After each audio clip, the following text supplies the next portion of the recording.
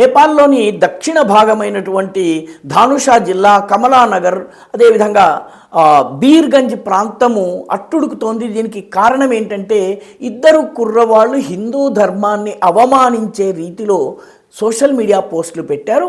హైదర్ అన్సారీ, అమానత్ అన్సారీ అనేటటువంటి ఇద్దరు యువకులు పెట్టినటువంటి పోస్టుల వల్ల హిందూ ధర్మాన్ని, దేవీ దేవతల్ని అవమానించే రీతిలో పెట్టినటువంటి పోస్టుల వల్ల ఈ ప్రాంతం అంతా కూడా ఉద్రిక్తత వచ్చింది, అల్లర్లు చెలరేగినాయి.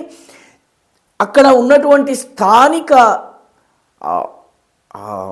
ఘర్షణలు మన భారతదేశంలోకి స్పిల్ ఓవర్ కాకుండా అక్కడి నుంచి అక్కడ ఈ అల్లర్లకు పాల్పడ్డ వాళ్ళు, ఈ సోషల్ మీడియా పోస్ట్ పెట్టిన వాళ్ళు, వాళ్ళని రెచ్చగొట్టిన వాళ్ళు, హింసకి పాల్పడినటువంటి వాళ్ళు, వీళ్ళు మన భారతదేశంలోకి వచ్చి తప్పించుకునేటటువంటి ప్రయత్నం చేయడానికి వీలు లేకుండా భారత ప్రభుత్వము సరిహద్దు దగ్గర భద్రత కట్టుదిట్టం చేసింది. ముఖ్యంగా బీర్గంజ్ నుంచి కొంచెం దూరం వెళ్తే మన రక్సౌల్ చెక్ పోస్ట్ వస్తుంది.